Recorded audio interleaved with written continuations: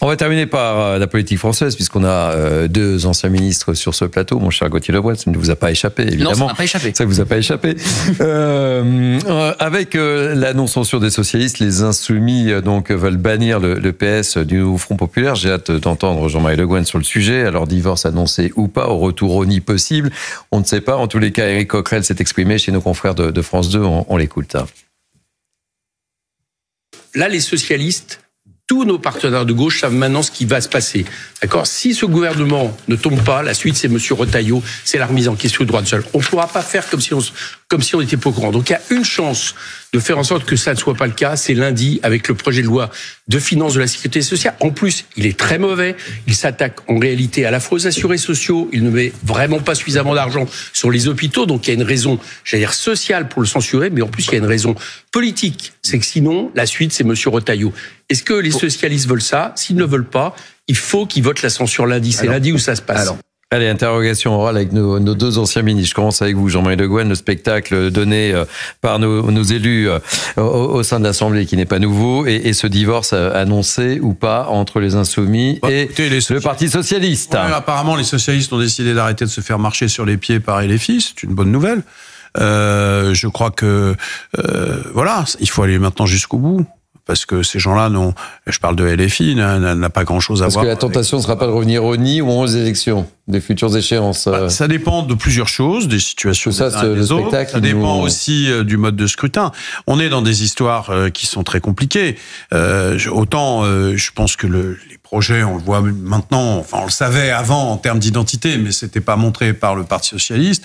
Mais on voit bien qu'il y a quasiment rien à voir entre ce que peut dire au plan économique, au plan des libertés, au plan international, enfin bref, dans tous les domaines pratiquement, les comportements, la lutte contre l'islamisme.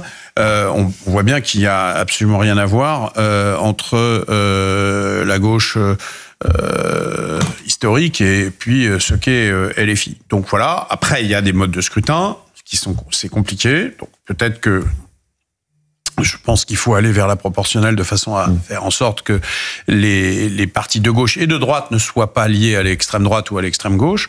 Voilà, c'est. Donc vous êtes assez heureux que le PS s'affranchisse des Insoumis. Ah oui, donc ça je l'ai souhaité depuis longtemps. Ça, Hervé Novelli. Alors évidemment, moi je suis beaucoup moins spécialiste que Jean-Marie Le Guen de cette partie de l'arc politique, mais moi ça me rappelle l'entre-deux-guerres. Vous savez, c'est pas nouveau, le Parti communiste et le Parti socialiste, et les LFI a pris la place qui était occupé par le Parti communiste.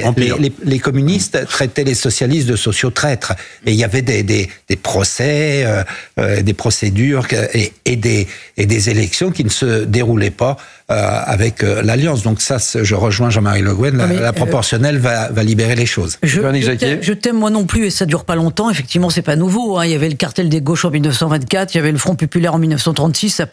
Ça a duré moins de 2 ans, exactement comme le PS et LFI actuellement. Voilà. Quand c'est un mariage de raison, ça dure pas longtemps.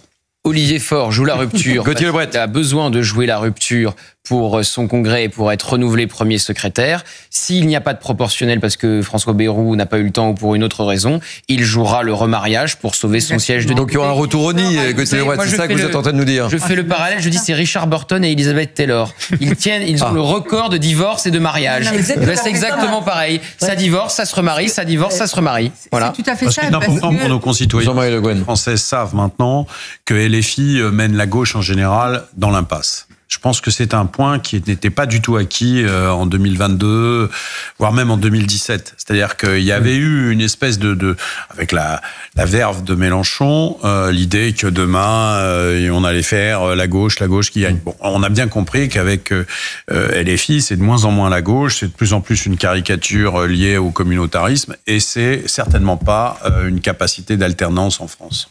Les amis, ainsi se termine ce Punchline Weekend. Merci de votre participation. Merci à vous qui nous regardez si fidèlement tous les vendredis. Merci pour votre grande fidélité. Merci à l'équipe qui m'a entouré. Déborah Smadja, David Poujol, évidemment, Céline Génaud, Alexis Prince, Isabelle Piboulot pour l'info. Tout de suite, Pascal de la Tour du Pin sur Europe 1. Philippe Devilliers, Elliott Deval, Geoffroy Lejeune sur CNews. Belle soirée. Bye bye.